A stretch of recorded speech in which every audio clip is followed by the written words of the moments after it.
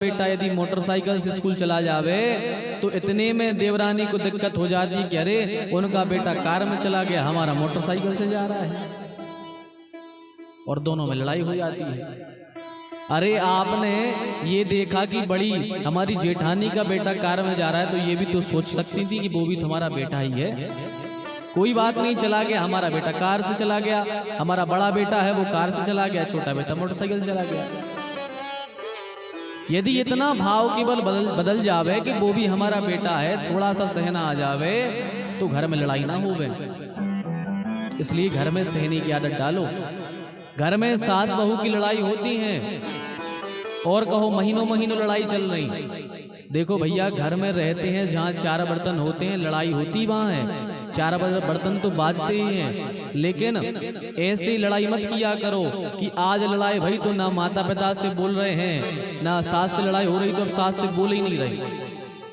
अरे लड़ना है खूब लड़ो, लेकिन एक बात याद रखना,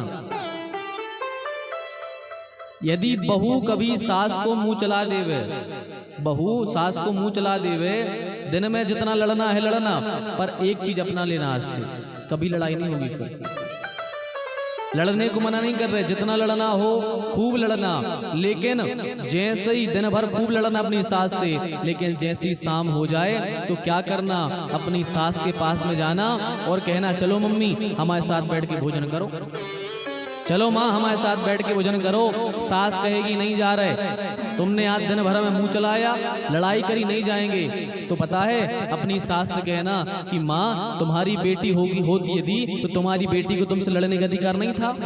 अरे हम भी तो तुम्हारी बेटी हैं, हमने 2 बातें कह ली, कोई बात नहीं, चलो भूल जाओ, हमारे साथ में भोजन करो।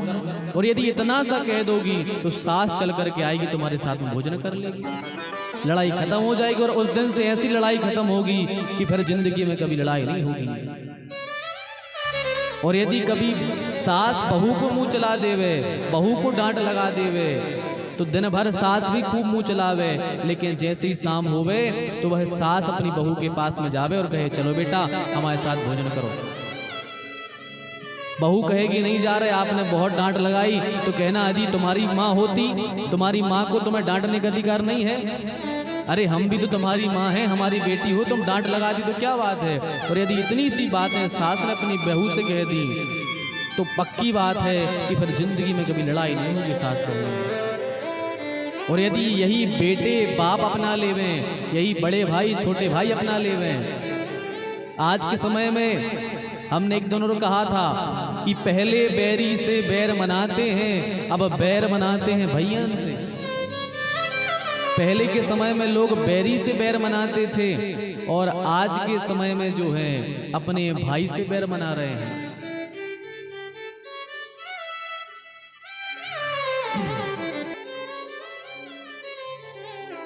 तो आज के समय की विडंबना क्या है कि पहले लोग बैरी से बैर मनाते थे, आज व्यक्ति अपने घर में बैर मना रहे हैं।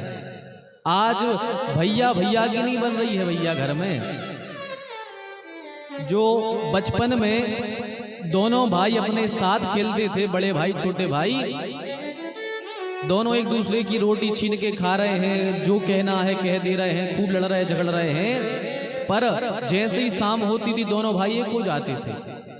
पर आज का समय ऐसा हो गया है कि जैसे ही उन भाइयों के विवाह होते हैं, उन भाइयों में ऐसा बैर हो जाता है कि यदि सामने से बड़ा भाई आ रहा होगा तो छोटा भाई उस रास्ते को छोड़ करके दूसरा निकल जाएगा।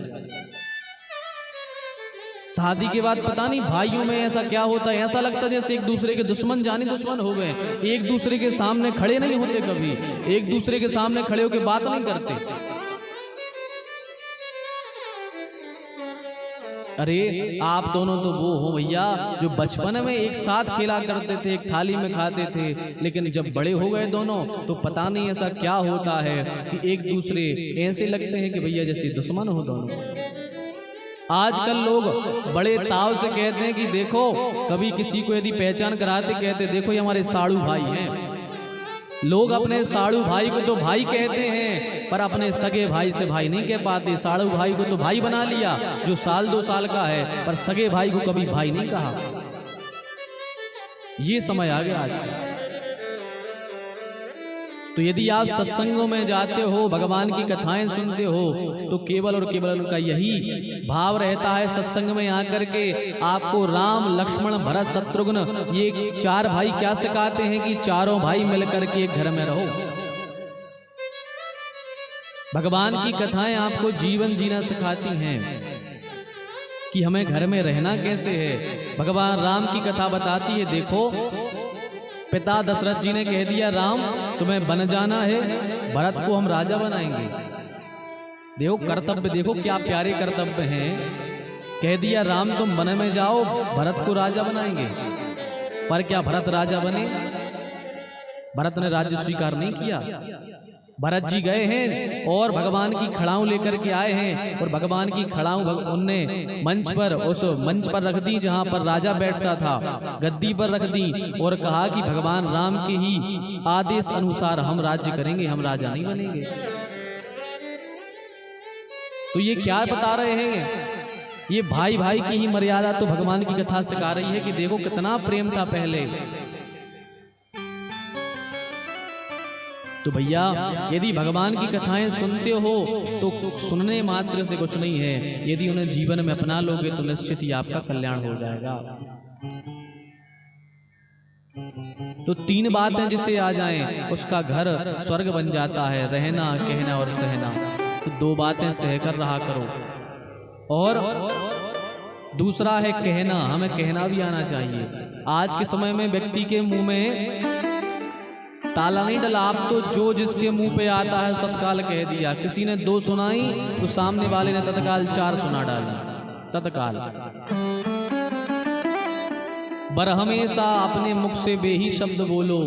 जो आपको यदि कोई दूसरा कहे, आपको सुनकर बुरा ना लगे, बेही शब्द आप दूसरों के प्रति उपयोग किया करो, उनको बोला करो। कभी आप शब्द ना बोला करो, अपने मुख से गाली का उच्चारण ना किया करो। यदि अपने मुख से गाली का उच्चारण करते हो और कहते हो कि हम भगवान के भक्त हैं, तो आप भगवान के भक्त नहीं हो सकते। यदि मुख से गाली निकल रही है तो आप भगवान के भक्त नहीं हो सकते, क्योंकि जो भगवान का भक्त होता है वह कभी किसी को बुरा नहीं कहता, सब में अपने आराध्य के दर्शन करता है। वह हर एक व्यक्ति में अपने आराध्य के दर्शन करता है। तो भगवान की कथाएं आपको यही सिखाती हैं कि घर परिवार में बढ़िया प्रेम से रहो और भगवान का भजन करो।